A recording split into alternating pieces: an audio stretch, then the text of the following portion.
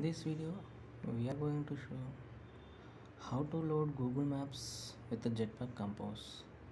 So, Jetpack Compose doesn't have any compose functions to load the maps.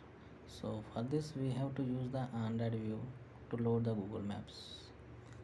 So, here we load the Google Maps and with multiple markers. Like here, I have that one marker is here and one more marker is somewhere else, like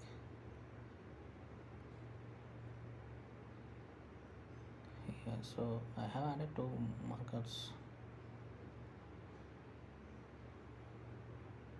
This we can zoom in, zoom out by enabling this zoom in, zoom function.